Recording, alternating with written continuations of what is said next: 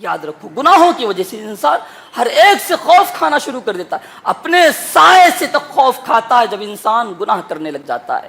اور جو انسان گناہ کرتا ہے اس گناہ کا اثر یہ بھی ہوتا ہے کہ اس کے اطراف و اکناف رہنے والے لوگ اس سے نفرت کرنے لگتے ہیں، اس کو چاہتے نہیں، کوئی گنہگار کو کوئی چاہتا نہیں ہے۔ وَمَن يَتَّقِ اللَّهَ يَجْعَل لَّهُ مَخْرَجًا وَيَرْزُقْهُ مِنْ حَيْثُ لَا يَحْتَسِبُ، جو انسان گناہوں کو چھوڑتا ہے، جو انسان تقوی و پرہیزگاری کو اختیار کرتا ہے، اللہ تبارک و تعالیٰ کا وعدہ ہے ایسے انسان کے لیے، اللہ تبارک و تعالیٰ اس کے لیے آسانیاں پیدا کر دے گا۔ وَيَرْزُقْهُ مِنْ حَيْثُ لَا يَحْتَسِبُ، اور اللہ ایسی جگہ سے روزی روٹی عطا فرمائے گا انسان گمان بھی نہیں کرے گا کہ میرے اس چھوٹے سے بزنس کے اندر اتنا بڑا فائدہ ہوگا۔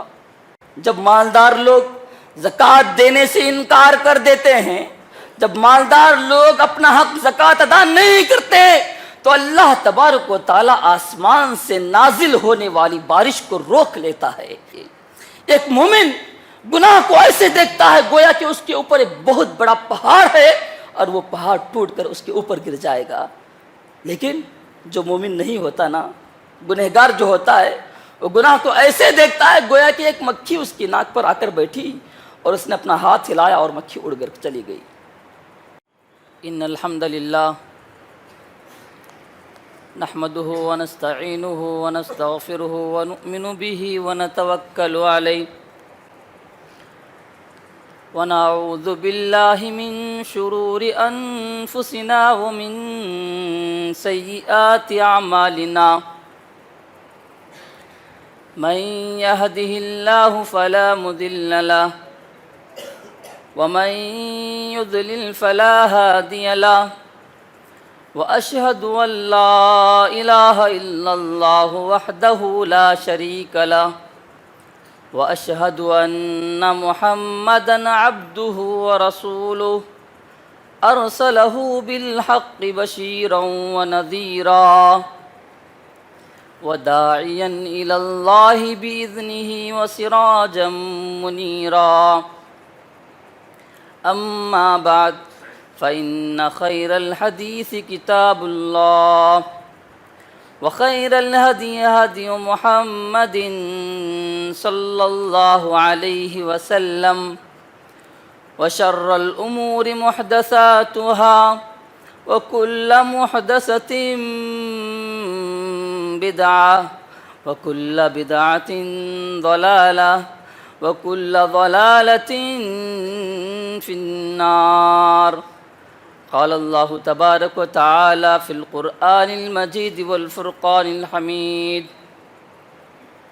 فأعوذ بالله من الشيطان الرجيم، بسم الله الرحمن الرحيم، يا أيها الذين آمنوا اتقوا الله حق تقاته ولا تموتن إلا وأنتم مسلمون، يا أيها الناس اتقوا ربكم الذي خلقكم من نفس واحدة وخلق منها زوجها وبث منهما رجالا كثيرا ونساء، واتقوا الله الذي تساءلون به والأرحام، إن الله كان عليكم رقيبا، يا أيها الذين آمنوا اتقوا الله وقولوا قولا سديدا يصلح لكم أعمالكم ويغفر لكم ذنوبكم، ومن يطع الله ورسوله فقد فاز فوزا عظيما۔ وقال تبارك وتعالى في موضع آخر، وقال الله تبارك وتعالى وما أصابكم من مصيبة فبما كسبت أيديكم ويعفو عن كثير، وقال النبي صلى الله عليه وسلم كل بني آدم خطاء وخير الخطائين التوابون۔ تمام قسم کی تعریفیں، بزرگی، کبریائی، بڑائی، حمد و ثنا اللہ رب العالمین کے لیے لائق و سزاوار ہے۔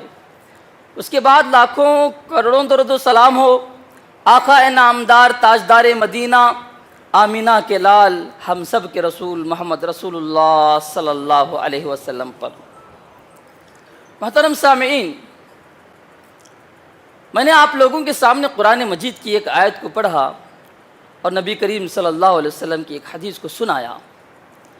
اللہ تبارک و تعالیٰ قرآن مجید کے اندر ارشاد فرماتا ہے وَمَا أَصَابَكُم مِّن مُّصِيبَةٍ فَبِمَا كَسَبَتْ أَيْدِيكُمْ وَيَعْفُو عَن كَثِيرٍ۔ جو کوئی مصیبت، جو کوئی پریشانی انسان کو لائق ہوتی ہے وہ انسان کے گناہوں کا صلہ ہوتی ہے، اور اللہ تبارک و تعالیٰ بڑا مہربان ہے، بہت سارے انسان کے گناہوں کو اللہ تبارک و تعالیٰ تو ایسے ہی بخش دیتا ہے۔ محترم سامعین، جس عظیم موضوع کو لے کر آپ لوگوں کے سامنے کھڑا ہوا ہوں وہ موضوع ہے گناہوں کا اثر انسانی زندگی پر۔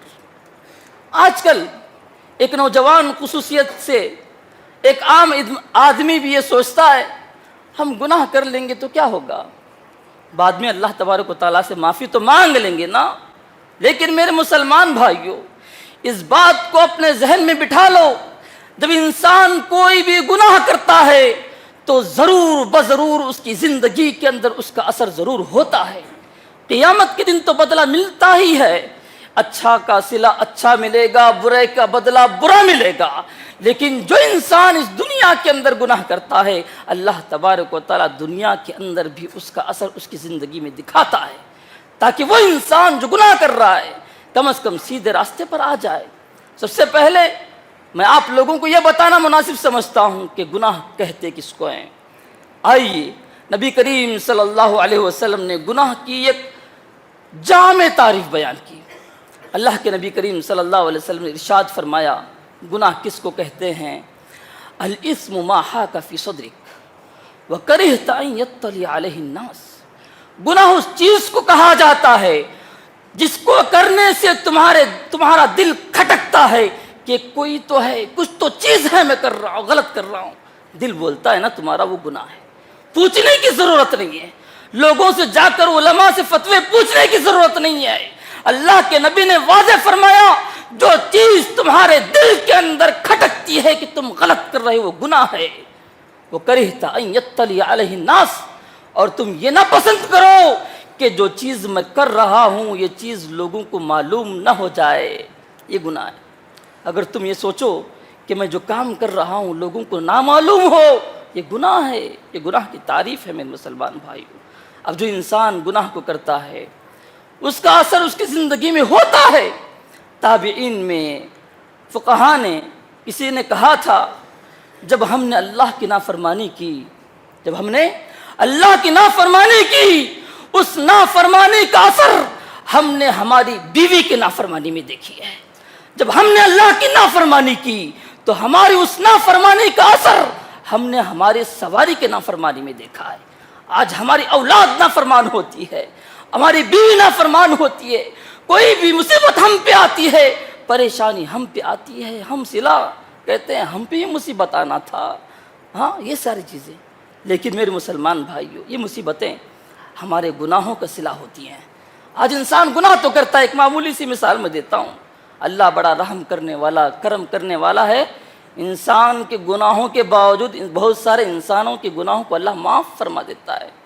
میرے مسلمان بھائیوں اگر اللہ تبارک و تعالیٰ انسان کے ایک ایک گناہ کو پکڑتا نا، پانی پینے کے لیے قطرہ بھی میسر ہمیں نہ ہوتا، لیکن اللہ تبارک و تعالیٰ بڑا کرم کرنے والا ہے، ہمارے گناہوں کو نظر انداز کر دیتا ہے۔ میرے مسلمان بھائیو کچھ گناہ نبی کریم صلی اللہ علیہ وسلم کی ایک حدیث سناتا ہوں، اس حدیث کے اندر واضح بیان کیا گیا کہ کیسے جب لوگ گناہ کرتے ہیں، اور جب انسان گناہ کرتا ہے تو انسان یہ نہ سوچے اور دیکھنے والا یہ نہ سوچے کہ وہ گناہ کر رہا ہے اس پر عذاب آئے گا مجھ پہ نہیں آئے گا، ایسا نہیں ہے۔ انسان جب گناہ کرتا ہے تو اس کے اثرات انفرادی طور پر بھی ہوتے ہیں، اجتماعی طور پر بھی ہوتے ہیں۔ جب انسان گناہ کرتا ہے اس کے جسم پر بھی اس کے اثرات ہوتے ہیں، پوری جمعیت پر بھی اس کے اثرات ہوتے ہیں۔ جب انسان گناہ کرتا ہے آپ نے دیکھا قوم سمود نے گناہ کیا تو اللہ تبارک و تعالیٰ نے پوری کی پوری قوم کو تہس نہس کر دیا. قوم عاد نے گناہ کیا, اللہ تبارک و تعالیٰ نے پوری قوم عاد کو مٹا دیا. میرے مسلمان بھائیوں, اللہ تبارک و تعالیٰ قرآن مجید کے اندر ارشاد فرماتا ہے فَكُلًّا أَخَذْنَا بِذَنبِهِ, ان میں سے ہر ایک قوم کو ہم نے ان کے گناہوں کے بدلے سزا دی ہے. فَمِنْهُمْ من اخذنا, اللہ تبارک و تعالیٰ نے قرآن مجید کے اندر ارشاد فرمایا وَمِنْهُمْ مَنْ أَرْسَلْنَا عَلَيْهِ حَاصِبًا, ان میں سے بعض اقوام ایسی تھیں, بعض جماعتیں, بعض قومیں ایسی تھیں جن پر ہم نے پتھروں کی بارش نازل کی. وجہ کیا تھی, سبب کیا تھا؟ گناہ کرنے کی وجہ سے اللہ تبارک و تعالیٰ نے پوری کی پوری قوم کو برباد کر دیا. وَمِنْهُمْ مَنْ أَخَذَتْهُ الصَّيْحَةُ, ان میں سے بعض اقوام, بعض قومیں ایسی تھیں جنہیں ایک چیخ و پکار نے برباد کر دیا, اور ان میں سے بعض قومیں ایسی تھی جن کو اللہ تبارک و تعالیٰ نے زمین کے اندر دھسا کر برباد کر دیا, اور بعض قومیں ایسی تھی اللہ تبارک و تعالیٰ نے انہیں غرق کر دیا, پانی میں ڈبو کر اللہ تبارک و تعالیٰ نے مار دیا. اس کے بعد اللہ تبارک و تعالیٰ قرآن مجید کے اندر ارشاد فرماتا ہے وَمَا كَانَ اللَّهُ لِيَظْلِمَهُمْ, اللہ تبارک و تعالیٰ نے ان پر ذرا برابر بھی ظلم نہیں کیا. وَلَكِنْ كَانُوا أَنفُسَهُمْ يَظْلِمُونَ, لیکن ان لوگوں نے اپنے آپ پر گناہ کر کر ظلم کیا ہے. یہ عذاب ان کے گناہوں کی وجہ سے آتے ہیں. میرے مسلمان بھائیوں, ہم نے یہ سوچ رکھا ہے کہ عذاب آتے ہیں, گناہ ہوتا ہے, لیکن آج میں آپ لوگوں کو بتاؤں گا, واضح کرنے کی کوشش کروں گا جتنے ہو سکیں گے گناہ کے اثرات انسانی زندگی پر کیسے کیسے ہوتے ہیں. ایک اسٹوڈنٹ ہوتا ہے, علم حاصل کرنا چاہتا ہے, ایک بڑا آدمی ہوتا ہے, علم حاصل کرنا چاہتا ہے, ایک آدمی ہوتا ہے تجربہ حاصل کرنا چاہتا ہے, کسی چیز میں آگے بڑھنا چاہتا ہے, تو اس کو علم کی ضرورت ہوتی ہے. اب جو انسان گنہگار ہوتا ہے نا, اس کو کبھی بھی علم حاصل نہیں ہوتا. کیوں؟ کیونکہ یہ علم اللہ کا نور ہے, اور اللہ کا نور کسی ظالم کو, گنہگار کو عطا نہیں کیا جاتا. امام شافعی ایک شعر کے اندر ارشاد فرماتے ہیں, وہ اپنے استاد کے پاس گئے شکایت کرتے ہوئے کہ مجھے, تو انہوں نے ایک شعر لکھا شکوت الی وکیع سوء حفظی فارشدنی الی ترک المعاصی واخبرنی بان العلم نور ونور اللہ لا یہدی لعاصی. انہوں نے کہا میں میرے استاد محترم کے پاس بات کہتے ہوئے پہنچا, اے استاد مجھے بہت ساری چیزیں یاد نہیں ہوتی ہیں, کمزور ہے میرا حافظہ. تو انہوں نے کہا کہ تم گناہوں کو چھوڑ دو, تمہارا حافظہ جو ہے مضبوط ہو جائے گا. اور انہوں نے مجھے خبر دی ان العلم نور, یہ علم اللہ کا نور ہے, اور اللہ کا نور کسی گنہگار کو عطا نہیں کیا جاتا. تو بتانے کا مقصد یہ ہے میرے مسلمان بھائیو, شیخ الاسلام امام ابن تیمیہ نے اس حدیث سے استدلال کیا. ایک حدیث کو آپ نے بارہا سنا ہوگا, جس کے اندر یہ تذکرہ ہمیں ملتا ہے کہ جس گھر کے اندر کتا ہوتا ہے نا, اس گھر کے اندر فرشتے داخل نہیں ہوتے. تو انہوں نے اس حدیث سے استدلال کیا کہ جس انسان کے دل میں گناہوں کے کتے ہوتے ہیں, جس دل کے اندر گناہ کے اثرات ہوتے ہیں, اللہ تبارک و تعالیٰ کا علم ایسے دل میں داخل نہیں ہوتا. اللہ اکبر, یہ گناہوں کے اثر ہیں, یہ گناہوں کے اثرات ہم دیکھ رہے ہیں. ایک حدیث اور سناتا ہوں میں آپ لوگوں کو, 5 چیزیں میں حدیث سناتا جاؤں گا, گناہوں کو گناتا جاؤں گا, آپ اس حدیث کو سنتے بھی جانا اور اپنے ماحول کو دیکھتے بھی جانا, تصور کرتے بھی جانا, یہ سوچتے ہوئے سننا کہ کہیں یہ گناہ ہمارے معاشرے کے اندر آنے کی وجہ سے اللہ کا عذاب تو نازل نہیں ہوا. ذرا غور سے سنو, نبی کریم صلی اللہ علیہ وسلم نے ارشاد فرمایا 5 گناہ ایسے ہیں جب وہ تمہارے درمیان آ جائیں گے, اللہ تبارک و تعالیٰ کے بھیجے ہوئے رسول مہاجرین سے کہہ رہے ہیں, اے مہاجرین 5 گناہ ایسے ہیں جب وہ گناہ تمہارے اندر آ جائیں گے. اس کے بعد اللہ کے نبی نے کہا میں اللہ کی پناہ طلب کرتا ہوں کہ وہ گناہ تم پر نہ آئیں. لیکن اللہ کے نبی نے کہا ایک ایسا گناہ فحشکاری, فحاشی جب انسانوں میں عام ہو جاتی ہے, جب اس کو لوگوں میں علانیہ طور پر کھل کر کیا جانے لگتا ہے, تو اللہ تبارک و تعالیٰ اسی وقت ان لوگوں کے درمیان ताउन की बीमारी आम कर देता है, और ऐसी ऐसी बीमारियां उस कौम में अल्लाह तबारक व तआला नाजिल कर देता है जिन बीमारियों के नाम तक लोग नहीं सुने होंगे। अल्लाह अकबर। आज फहाशी आम है, आप नजरें दौड़ा कर देखो, ये कोरोना वायरस, ये नई नई बीमारियां, क्या कभी हमने उसका नाम सुना था? क्या कभी हमने उसके बारे में सुना था? नहीं सुना था। ये बीमारियां आ रही हैं हमारे गुनाहों की वजह से, हमारे गुनाहों की वजह से।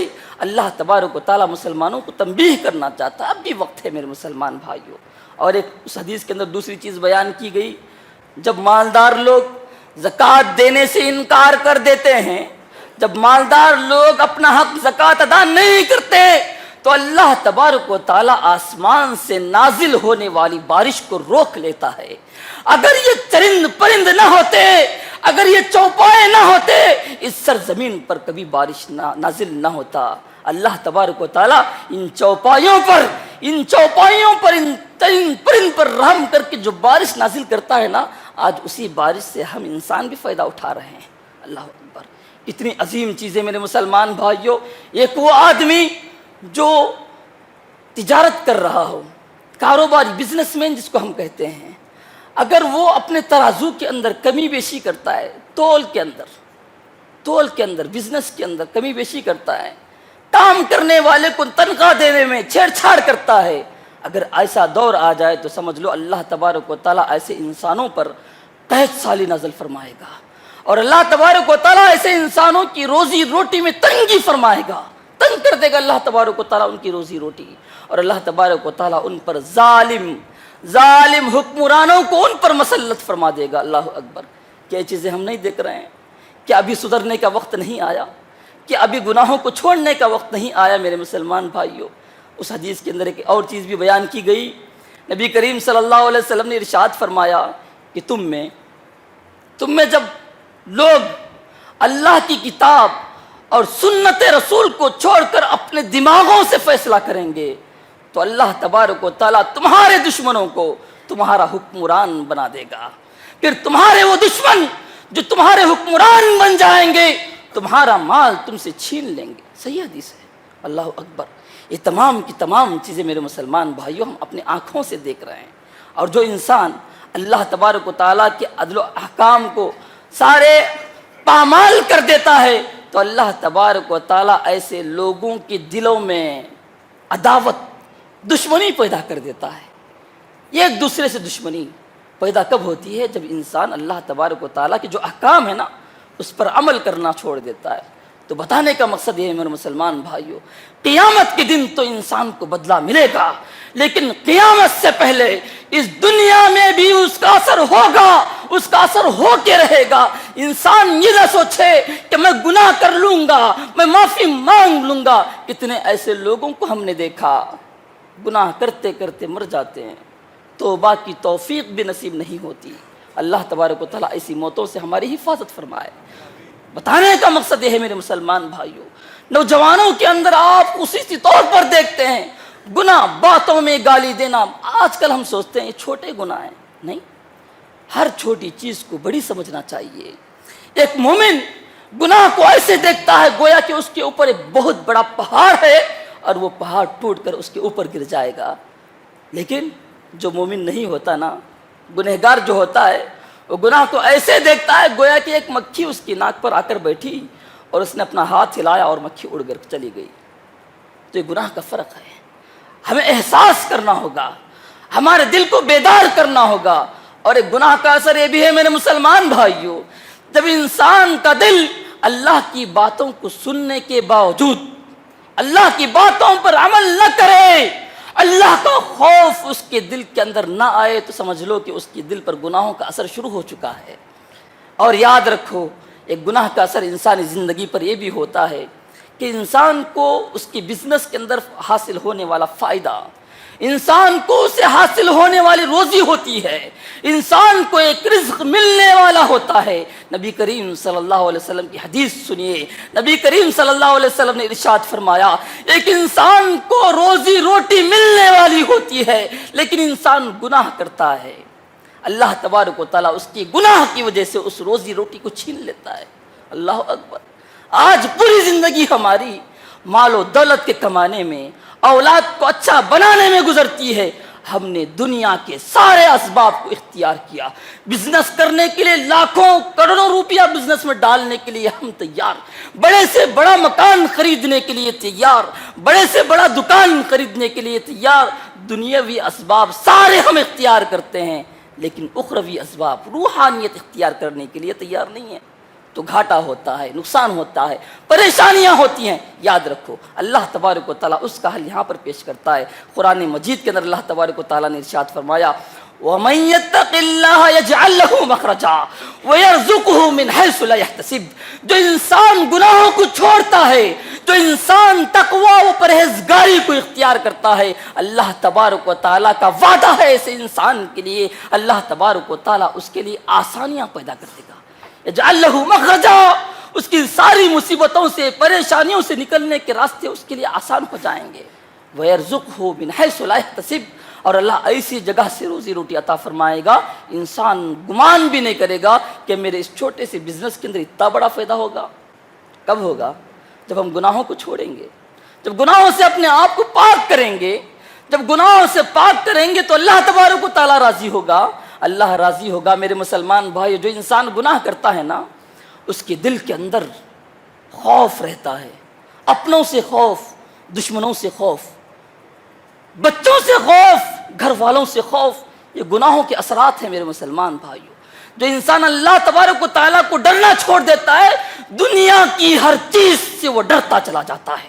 یہ گناہ کا اثر ہے میرے مسلمان بھائیوں۔ یاد رکھو، جب جس دل کے اندر اللہ کا خوف آ جائے، دنیا کی بڑی سی بڑی طاقت بھی اس کو ڈرا نہیں سکتی۔ یاد رکھو، گناہوں کی وجہ سے انسان ہر ایک سے خوف کھانا شروع کر دیتا ہے، اپنے سائے سے تک خوف کھاتا ہے جب انسان گناہ کرنے لگ جاتا ہے۔ اور جو انسان گناہ کرتا ہے، اس گناہ کا اثر یہ بھی ہوتا ہے کہ اس کے اطراف و اکناف رہنے والے لوگ اس سے نفرت کرنے لگتے ہیں، اس کو چاہتے نہیں، کوئی گنہگار کو کوئی چاہتا نہیں ہے۔ ایک حدیث میں سناتا ہوں آپ کو، نبی کریم صلی اللہ علیہ وسلم نے ارشاد فرمایا کہ جب کوئی بندہ اللہ تبارک و تعالیٰ کی خاطر نیک کام کرتا ہے، گناہوں کو چھوڑ دیتا ہے، اللہ کی خاطر زندگی گزار رہا ہے، تو اللہ تبارک و تعالیٰ ایسے بندے سے محبت کرتا ہے۔ اللہ اکبر، اللہ محبت کرتا ہے۔ اور محبت کرنے کے بعد اللہ تبارک و تعالیٰ خاموش نہیں ہے، حضرت جبرائیل امین کو بلاتا ہے اور کہتا ہے میں فلاں بندے سے محبت کرتا ہوں، تم بھی محبت کرو اس بندے سے۔ اور جبرائیل امین اس سے محبت کرنے لگ جاتے ہیں۔ صحیح حدیث ہے میرے مسلمان بھائیوں۔ اس کے بعد آسمانوں کے فرشتوں میں اعلان کرتے ہیں کہ اللہ فلاں بندے سے محبت کرتا ہے، میں بھی فلاں بندے سے محبت کرتا ہوں، اے آسمانوں کے فرشتوں تم بھی اس بندے سے محبت کرو۔ تمام آسمانوں کے فرشتے اس بندے سے محبت کرنے لگتے ہیں۔ اس کے بعد اس محبت کو لوگوں کے دلوں میں ڈال دیا جاتا ہے، اس کے اطراف و اکناف رہنے والے ہر کوئی اس سے محبت کرنے لگتے ہیں۔ اس کے برخلاف جو انسان گناہ کرتا ہے، اللہ اس سے نفرت کرتا ہے، اور جس سے اللہ نفرت کرتا ہے فرشتے اس سے نفرت کرتے ہیں، اور جس سے فرشتے نفرت کریں ان کی نفرت لوگوں کے دلوں میں ڈال دی جاتی ہے، اور ہر کوئی اس گنہگار سے نفرت کرنے لگتا ہے میرے مسلمان بھائیوں۔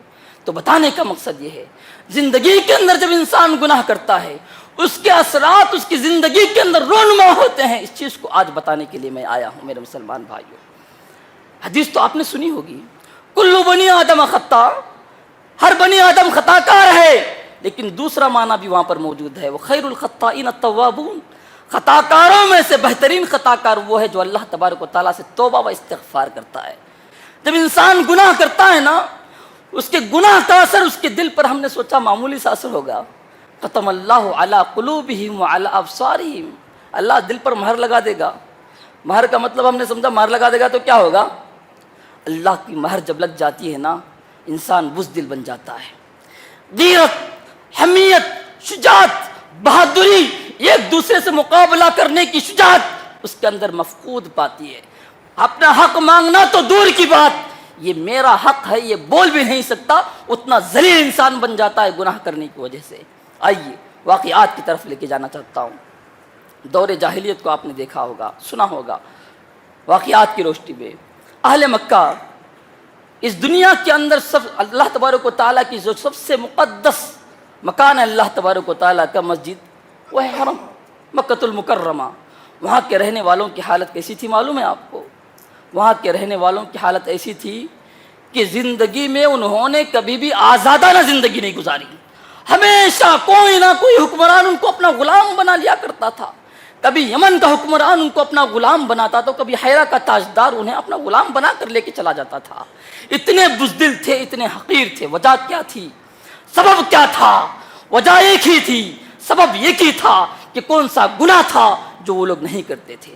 دنیا کا ہر گناہ, زنا کاری وہ کرتے تھے, بدکاری وہ کرتے تھے, ایک دوسرے کو ناحق وہ مارتے تھے, ظلم کرتے تھے, لوگوں کا مال لوٹ لیا کرتے تھے. یہی وجہ تھی کہ اتنے بزدل تھے کہ کبھی بھی انہوں نے آزادانہ زندگی نہیں گزاری. پھر اللہ تبارک و تعالیٰ نے نبی کریم صلی اللہ علیہ وسلم کو ان کے درمیان رحمت بنا کے بھیجا. پھر اللہ تبارک و تعالیٰ نے اس بزدل قوم کو کیسے شجاع بنایا. وہ بزدل قوم جو کبھی ایک مرتبہ ابرہا ہاتھیوں کو لے کر مکہ مکرمہ کو توڑنے کے لیے آیا. لوگوں نے پوچھا کیوں آئے ہو؟ بڑے بڑے ہاتھی لے کے آ گیا. اب یہ مکہ والے ہاتھیوں کو نہیں دیکھے تھے, دوڑنے لگے, بھاگنے لگے. پوچھنے والوں نے پوچھا تھا, اے مکہ والوں, اللہ کے گھر کو چھوڑ کر کہاں بھاگتے ہو؟ اللہ کے گھر کی خاطر اپنی جانوں کو قربان کیوں نہیں کرتے؟ اللہ تبارک و تعالیٰ کی خاطر لڑنا گوارا نہیں ہے تمہیں؟ تو ان بزدلوں نے جواب دیا تھا, یہ جس کا گھر ہے وہ اپنے گھر کی حفاظت کر لے گا, ہم اس کے گھر کی حفاظت نہیں کر سکتے. یہ بزدلی کا عالم تھا. اللہ اکبر. پھر اللہ تبارک و تعالیٰ نے نبی کریم صلی اللہ علیہ وسلم کو ان کے درمیان بھیجا. پھر یہی بزدل قوم اتنی طاقتور بنی کہ صرف اور صرف نبی کریم صلی اللہ علیہ وسلم کے ایک وعدے کے لیے اپنی جانوں کو گنوانا برداشت ہے, لیکن اللہ کے نبی کا وعدہ توڑنا برداشت نہیں ہے. جنگ کا میدان تھا. کفار نے سوچا کہ جب تلک نبی کریم صلی اللہ علیہ وسلم کو قتل نہ کیا جائے یہ مسلمانوں کو ہرانا ناممکن ہے. تو انہوں نے سارا کا سارا زور, ساری تیریں, سارے کے سارے نیزے نبی کریم صلی اللہ علیہ وسلم کے خیمے کی طرف کر دیے. اور نبی کریم صلی اللہ علیہ وسلم بھی اس دنیا کے سب سے زیادہ چالاک و ہوشیار انسان تھے. جب نبی کریم صلی اللہ علیہ وسلم نے دیکھا کہ سارے کے سارے تیر میری طرف آ رہے ہیں تو نبی کریم صلی اللہ علیہ وسلم نے سمجھ لیا کہ دشمنوں کا کیا ارادہ ہے. تو نبی کریم صلی اللہ علیہ وسلم صحابہ کے درمیان آتے ہیں, ایک اعلان کرتے ہیں. ہمارے ایمان کو تازہ کر دینے والا واقعہ ہے میرے مسلمان بھائیو, ذرا غور سے سننا. نبی کریم صلی اللہ علیہ وسلم آتے ہیں, اعلان کرتے ہیں کہ اے میرے صحابہ, تم میں کون سا ایسا انسان ہے جس کو میں اپنی تلوار دینے کے لیے تیار ہوں, لیکن وہ یہ وعدہ کرے مجھ سے کہ جب تلک زندہ رہے گا میرے دروازے سے نہیں ہٹے گا. صحابہ اعلان سننے کے بعد ایک دبلے پتلے آدمی اٹھ کر کھڑے ہوتے ہیں, جن کا نام کیا تھا؟ زیاد بن سکن. نام تھا زیاد بن سکن. اٹھ کر کھڑے ہوتے ہیں. اللہ کے نبی دیکھتے ہیں دبلا پتلا آدمی, اتنے تیروں کا کیا مقابلہ کرے گا؟ کہا بیٹھ جاؤ. بیٹھ جاتے ہیں. پھر اعلان کرتے ہیں. پھر وہی اٹھ کر کھڑے ہوتے ہیں. پھر اعلان کرتے ہیں. 3 مرتبہ اعلان کیا جا رہا ہے. 3 مرتبہ وہی اٹھ کر کھڑے ہو رہے ہیں. اللہ کے نبی کہتے ہیں جب تم ہی بار بار اٹھ کر کھڑے ہو رہے ہو آ جاؤ میرے پاس. نصیحت کی نبی کریم صلی اللہ علیہ وسلم نے. دیکھو اللہ کے نبی سے وعدہ کیا ہے, زندگی جب تک قائم رہے گی, جب تک زندہ رہو گے, نبی کے اس دروازے سے ہٹنا نہیں. کہا اللہ کے نبی جب تک سانسیں چلتی رہیں گی تمہارے دروازے سے نہیں ہٹوں گا. وعدہ کیا نبی کریم صلی اللہ علیہ وسلم سے. دروازے کے پاس کھڑے ہو گئے. ابن ہشام نے اپنی تاریخ میں لکھا, تاریخ دانوں نے اپنی اپنی کتابوں میں اس واقعے کو لکھا.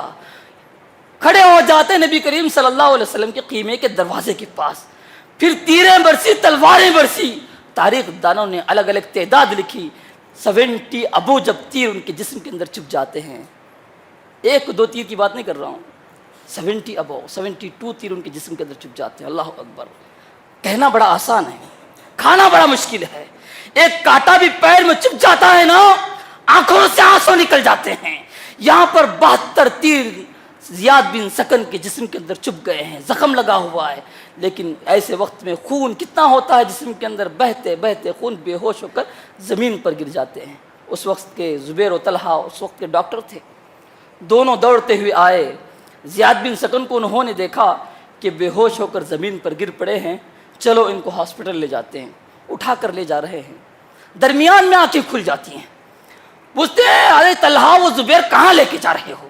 بولتے ہیں زیاد اتنے زخمی ہو گئے ہو کہ اب زخم لگنے کی جگہ باقی نہیں ہے, تمہارے جسم کا خون بہہ چکا ہے, تمہیں علاج کی ضرورت ہے. کہنے لگے, آنکھوں سے آنسو جاری ہو گئے زیاد بن سکن کے. کہنے لگے, نہیں, میرے نبی سے میں نے وعدہ کیا ہے, جب تک یہ سانسیں چلتی رہیں گی نبی کے دروازے سے نہیں ہٹوں گا, یہ میں نے وعدہ کیا ہے. کہا, تمہارے پیروں کے اندر کھڑے ہونے کی طاقت نہیں ہے. کہا, میرے پیروں کے اندر کھڑے ہونے کی طاقت نہیں ہے تو کیا ہوا, مجھے نبی کریم صلی اللہ علیہ وسلم کے دروازے سے ٹیک لگا کر کھڑا کر دینا.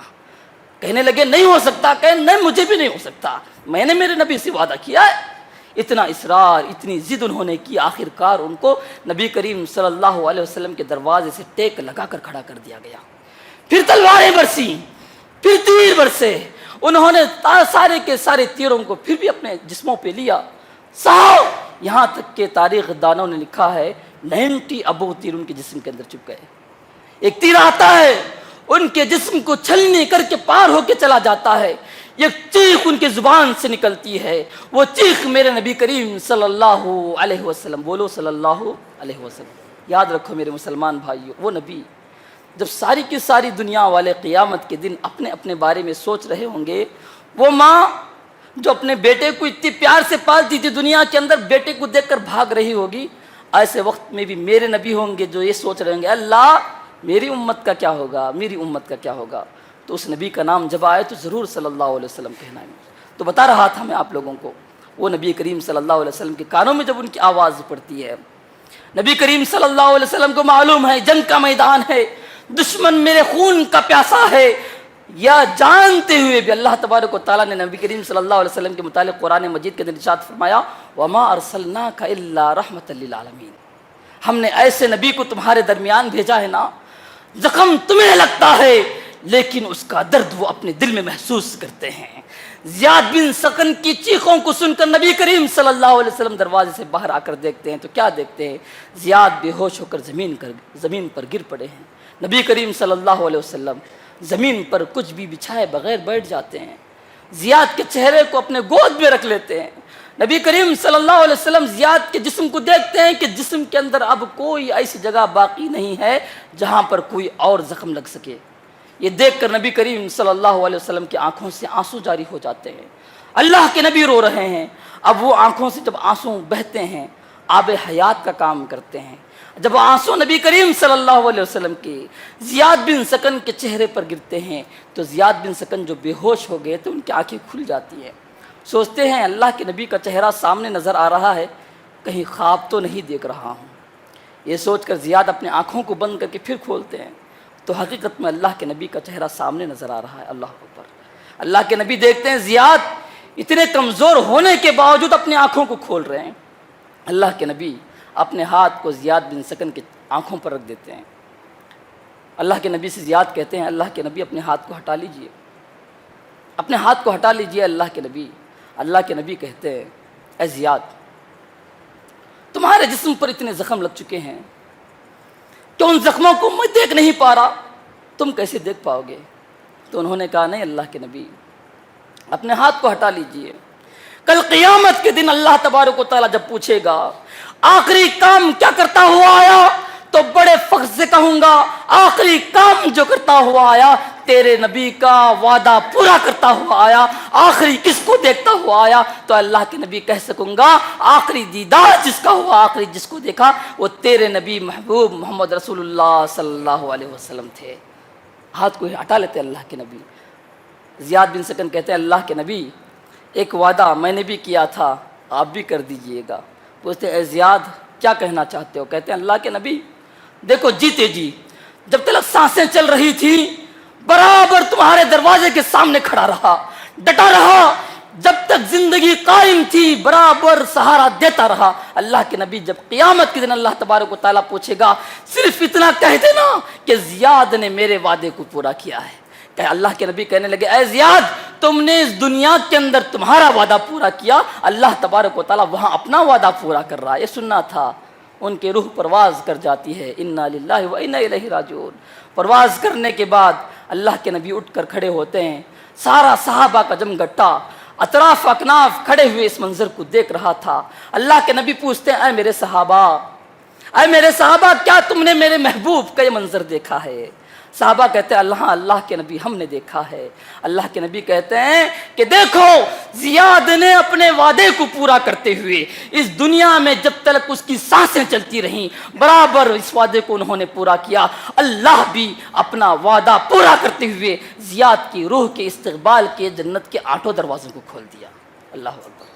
تو بتانے کا مقصد یہ ہے میرے مسلمان بھائیوں، یہ وہی قوم تھی جس قوم کے بزدل کبھی اللہ تبارک و تعالیٰ کے گھر کو چھوڑ کے بھاگ جایا کرتے تھے، وہی بزدل قوم اتنی طاقتور بن گئی کہ دشمنوں کا مقابلہ اکیلے تنہا کرتے تھے۔ تو بتانے کا مقصد یہ ہے میرے مسلمان بھائیوں، جب ہم اس دنیا کے اندر گناہوں کو چھوڑیں گے، ہم ایک دوسرے کے مقابلے میں کھڑے ہو سکیں گے، ہمارے اندر شجاعت و بہادری آئے گی، ہمارے رزق میں اللہ تبارک و تعالیٰ برکتیں عطا فرمائے گا۔ ایک مرتبہ کا واقعہ بیان کرتا ہوں۔ حجاج بن یوسف، ایک لاسٹ چیز بیان کر کے اپنے بیان کو ختم کرتا ہوں میں۔ حجاج بن یوسف بہت ہی بڑا سفاک تھا، اس کی شکایت کرتے ہوئے ناحق لوگوں کو قتل کرتا تھا، عبادت گزاروں کو، نیک کاروں کو، اللہ تبارک و تعالیٰ کی کو یاد کرنے والوں کو قتل کرنے والا وہ حجاج بن یوسف کے بارے میں جب حسن بصری کے سامنے لوگوں نے کہا کہ یہ بڑا ظالم ہے، ایسے ظالم حکمران کو اللہ تبارک و تعالیٰ نے ہم پہ مسلط کر دیا، تو انہوں نے ایک بات کہی۔ کیا بات کہی؟ ذرا غور سے سننا میرے مسلمان بھائیوں۔ انہوں نے کہی تمہارے اعمال تمہارے حاکم ہیں، یعنی تم جیسے برے اعمال کرو گے اللہ تبارک و تعالیٰ اتنے برے حاکموں کو، اتنے بڑے ذمہ داروں کو تم پر لا کر کھڑا کرے گا۔ تو بتانے کا مقصد یہ ہے کہ جو کچھ بھی ہو رہا ہے، جو کچھ بھی ہم اپنے آنکھوں سے دیکھ رہے ہیں، چاہے وہ ہمارے علم کا فقدان کیوں نہ ہو، ہماری روزی روٹی میں نقصان کیوں نہ ہو، ہمارے بزنسوں کا گھاٹا کیوں نہ ہو، چاہے وہ کسی مسلمان کی موب لنچنگ کیوں نہ ہو، چاہے کچھ بھی دنیا کے اندر جو کچھ ہو رہا ہے، کہیں ظالم حکمران بھی بیٹھا ہوا ہو، یہ ساری کی ساری چیزیں میرے مسلمان بھائیوں ہمارے اپنے ہاتھوں کا، ہمارے گناہوں کا صلہ ہے۔ تو یہ ساری کی ساری چیزیں بدلانے کا ایک ہی طریقہ ہو سکتا ہے کہ ہم اپنے گناہوں سے توبہ کریں۔ استغفروا ربکم، تم اپنے رب سے استغفار کرو، اللہ تبارک و تعالیٰ کی مدد آئے گی، اللہ تبارک و تعالیٰ کی برکتیں نازل ہوں گی، اللہ تبارک و تعالیٰ کی رحمتیں نازل ہوں گی۔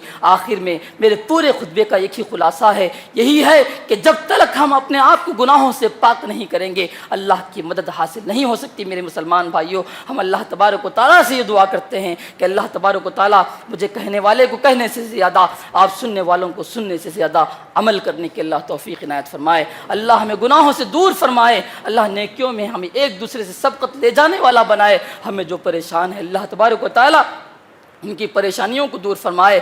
ہمیں جو اللہ تبارک و تعالیٰ سے فریاد کرتے ہیں اللہ تبارک و تعالیٰ ان کی دعاؤں کو قبول فرمائے۔ اللہ تبارک و تعالیٰ ہماری نیکیوں کو قبول فرمائے۔ آمین یا رب العالمین۔ وآخر دعوانا ان الحمد للہ رب العالمین۔